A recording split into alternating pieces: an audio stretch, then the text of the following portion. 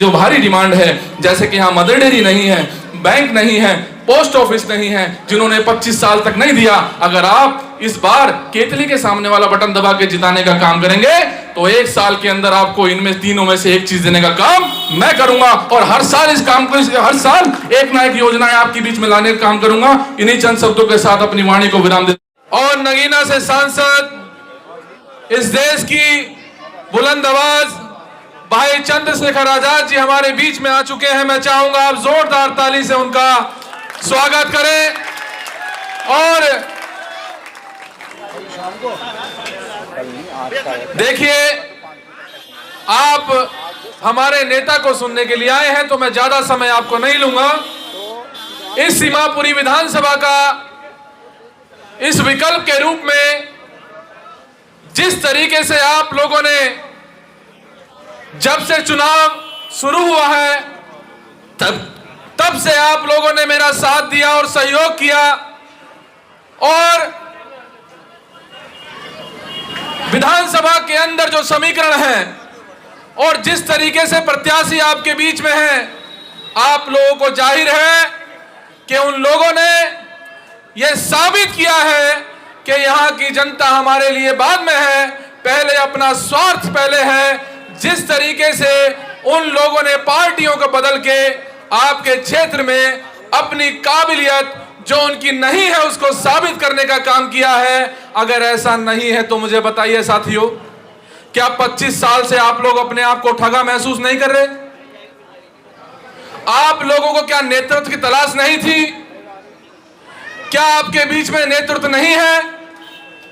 आपके बीच में नेतृत्व भी है, जिसकी तलाश थी वो भी है। आप लोगों को सिर्फ एक सोच बनानी है, क्योंकि यहां के लोग जिस तरीके से भाई भूरे खान साहब बता रहे थे कि हमारे लोग हवा की तरफ चलते हैं।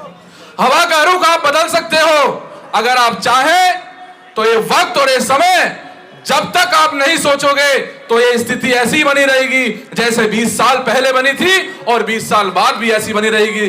देख लेना, अगर आपको इस समय यह फैसला लेना पड़ेगा कि हमारा हमदर्द कौन है, आपके बीच में आपके साथ खड़ा रहने वाला कौन है और विकल्प के तौर पे खड़ा कौन है। इसलिए आप लोगों को ये बात मैं कहना चाहता हूं कि यहां जिस सरकार ने आपसे स्वास्थ्य के नाम पे, चिकित्सा के नाम पे, रोजगार के नाम पे और शिक्षा के नाम पे आपका वोट लिया, तो आप सुंदर नगरी को देख लीजिए कि सुंदर नगरी गंद की नगरी बनी हुई है। सीवर जाम है, नालियां सफाई नहीं होती हैं, सड़कें गंदी हैं और स्कूल की हालत तो क्या बताएं। और जीटीबी अस्पताल मॉडल आपके सामने है। 1 घंटे सहारनपुर से अगर लगता है दिलशाद गार्डन में आने का तो 1 घंटा दिलशाद गार्डन से जीटीबी अस्पताल पहुंचने का लगता है। ये आपका मॉडल है। एम्बुलेंस के अंदर मरीज होता है, एम्बुलेंस की मृत्यु, मरीज की मृत्यु एम्बुलेंस के अंदर हो जाती है।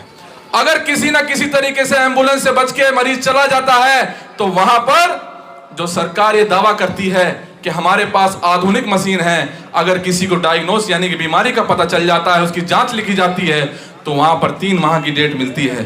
तो ऐसी आपकी सरकार है जो अस्पताल और स्कूल के नाम पे आपका वोट लिया।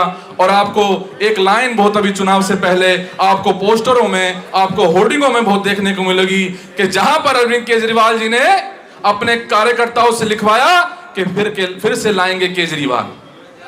अगर केजरीवाल जी आपने 10 साल ईमानदारी से काम किया है तो बेईमानी का दाग आपके ऊपर क्यों लगा? आप फिर से इस बात को क्यों लिखवा रहे थे कि पोस्टर पे लिखिए मेरे कार्यकर्ताओं कि आपका केजरीवाल ईमानदार है? अगर ईमानदार नहीं है, दाग लगा है, तो इस बात से आपको समझना चाहिए कि उसके बाद जब ये बेईमानी का दाग लगा तो लोगों से लिखवाया कि लिखिए कि फिर से लाएंगे केजरीवाल। जब केजरीवाल नहीं आ पा रहे तो जबरदस्ती क्यों कर रहे हो साथियों?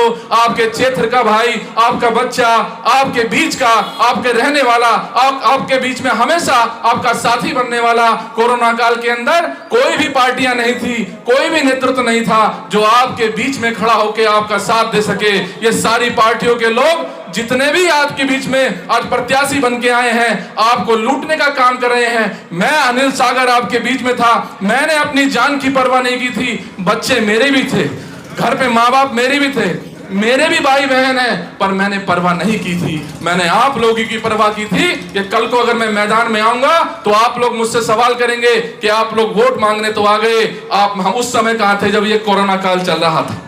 तो मैं ज्यादा समय आपका नहीं लूंगा। हमारे जो यहाँ के वीर सिंह धिगान जी हैं, जो अपनी भाषाओं में ये कहते हैं, अपने भाषणों में कहते हैं कि मैंने जीटीबी अस्पताल मैंने बनवाया, राजीव गांधी अस्पताल मैंने बनवाया, और मैंने कैंसर इंस्टीट्यूट मैंने बनवाया, और जच्चा बच्चा का वार्ड मैंने बनवाया। अरे साथियों, उनसे एक बार ये तो पूछ लो कि जहां आप रहते हो वहां की पंचायत तो आपने अच्छे से नहीं बनवाई, वहां के पार्क तो आपने अच्छे से नहीं बनवाए, वहां के लोगों को रोजगार तो आपने अच्छे से दिलाया। आपकी नालियां, आपके सीवर सड़े हुए हैं, बंद हैं। तो मैं ज्यादा नहीं कहूंगा, आने वाली 5 फरवरी को आपको अपने नेतृत्व के लिए, आने वाले भविष्य के लिए, बच्चों के रोजगार के लिए, अच्छी चिकित्सा स्वास्थ्य के लिए बदलाव करना बहुत जरूरी है। इन्हीं चंद शब्दों के साथ अपनी इस वाणी को विराम देते हुए, जो यहाँ की जो भारी डिमांड है, जैसे कि यहाँ मदर डेयरी नहीं है, बैंक नहीं है, पोस्ट ऑफिस नहीं है, जिन्होंने 25 साल तक नहीं दिया, अगर आप इस बार केतली के सामने वाला बटन दबा के जिताने का काम करेंगे तो 1 साल के अंदर आपको इनमें तीनों में से एक चीज देने का काम मैं करूंगा। और हर साल इस काम को, हर साल एक ना एक योजनाएं आपके बीच में लाने का काम करूंगा। इन्हीं चंद शब्दों के साथ अपनी वाणी को विराम देता हूं। जय भीम, जय भारत, खुदा हाफिज।